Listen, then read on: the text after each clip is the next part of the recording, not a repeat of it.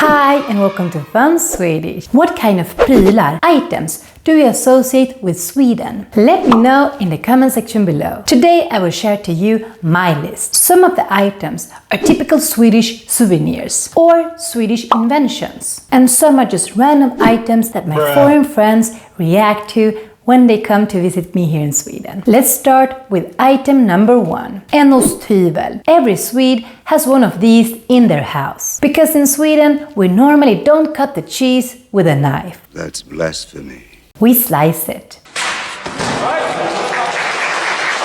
Our word for slicing is hyvla, so osthyvel can be translated to cheese slicer. Do you have one of these in your country? If you do, did you buy it in the Swedish company IKEA? Because maybe that's why you have it. I know at least that this thing wasn't a thing when I used to live in Argentina. I often brought this thing as a gift to my relatives there, and they always ended up using it to peel potatoes instead of slicing cheese. And talking about using osthyveln the wrong way, and if you want a slice of cheese, never do en skidbacke with osthyveln. This is a big no-no in Sweden, and you will upset your Swede. Next item, number 2, ett skohorn, a shoe horn, something that I thought was universal and that everyone had it. But actually, most of my foreign friends react to this when they come to Sweden. For those who doesn't know, ett skohorn is an item we use to put on our shoes in a faster and smoother way. And we use it with all kinds of shoes,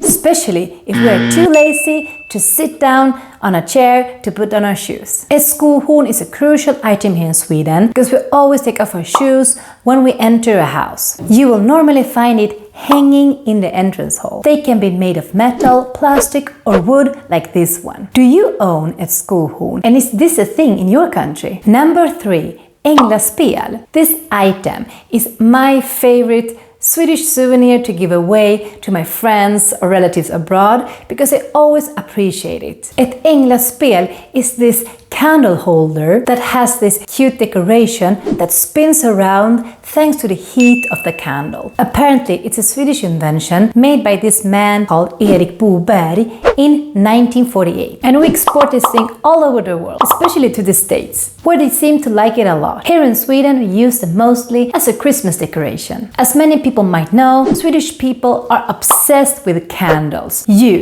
The original änglaspel has angels spinning around, but my favorite one has renar or älgar, exotic animals that are very common here in Sweden. So that's why it's a perfect Swedish souvenir in my opinion. And talking about älgar, now we have come to our next Swedish thing. Number 4, en älgskylt. For me it's super normal to see a sign on the street that says beware of the moose. But for some people, these signs are very exotic. Like if a Swede would see a sign that said beware of the camel. Anyway, it's well known in Sweden that these älgskyltar get stolen by tourists. And the rumor goes that Germans are very fond of these signs. At least they love to buy them as souvenirs. And if you're into buying Swedish souvenirs, then we just have to mention our next item. Number 5, dalahästen. This is a traditional painted wooden statue of a horse. It has its origins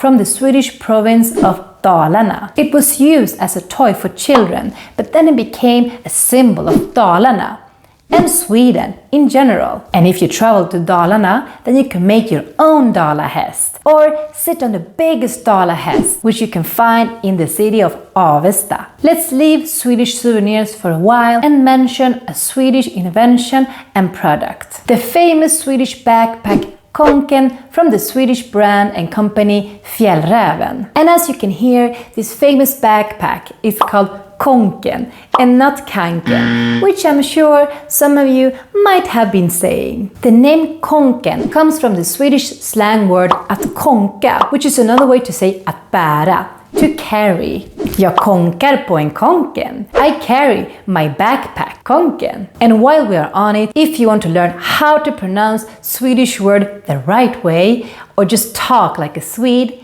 then you should take any of our online video courses. If you use the promo code SWEDTUBE, you will get a 10% discount. Moving on to our next Swedish item. Number 7. Snooze. Have you ever seen a Swede walking like in the street? Well, what they have under their lip is probably snooze, a type of tobacco that you place between your upper lip and your gum. I really don't want to promote this thing, but I have to mention it because it is a very Swedish thing. And for some reason, some Swedes try to convince foreigners to try this thing, making them believe that it's a typical Swedish specialty. But in the end, the foreigners get addicted to it. So be aware. But even if you like it or not, it is true that snooze has a special place in the Swedish history and tradition. So much that our politicians have fought for it, so that it wouldn't become illegal to buy in Sweden, even though it's forbidden to buy in all the rest of the countries of the European Union. But they made an exception for Sweden. And it's still legal to bring snooze for your own consumption to some countries, like Spain. Otherwise, I think that Swedish people that do snooze would never leave Sweden. Snooze is often put in a snusdosa, which look a little bit like what we call an hockeypuck. And Swedish people in Spain can be spot right away if they have something that looks like a circle in their pocket. That would be the snusdosa. Next item, number 8, innebandyklubban. This is an item that I and also many other people associate with Swedes. This can be translated to a floorball stick, which is something we use to play the Swedish sport innebandy, which is a type of floor hockey. The sport is not only played in Sweden, but it's very big here. And some people say that was even invented in Sweden. You play innebandy indoors with 5 players and a goalkeeper in each team. The idea is to use this innebandyklubba to hit a plastic ball with holes and try to score a goal. It looks a bit like this. If you come to Sweden, you will sooner or later see somebody walking around the street with this innebandyklubba. They are probably going to meet up with their friends or colleagues to play a game of innebandy for fun. The French have their baguette, we have our innebandyklubba. Number 9. Smörkniven. As you might know, we love smör, butter, here in Sweden. So much that we need to have a special knife when we put the butter on the bread, which we call att bre en macka. And if you use another knife for the butter, the Swede will probably get a bit upset. Nej, använd en smörkniv. No, use the butter knife. The good thing with a smörkniv is that it's not a dangerous knife, since it's often made of wood. And smörkniven has also become a popular souvenir that you can buy here in Sweden at any souvenir shop. Number 10. My last Swedish item is actually a Swedish invention. At least they say that the modern version of this thing is made by a Swede. And I'm talking about skiftnyckeln. The modern version of this tool, the one we use today, was made by the Swede Johan Peter Johansson, 1892. Did you know this? That skiftnyckeln was a Swedish invention? Well, now you know next time you use one. And there are of course more Swedish items than those that I have mentioned. So now I ask you, my dear followers, what else would you add to this list? Write it down in the comment section below, and please, before you go, don't forget to put a like and subscribe to our channel if you haven't done it yet. Hej då!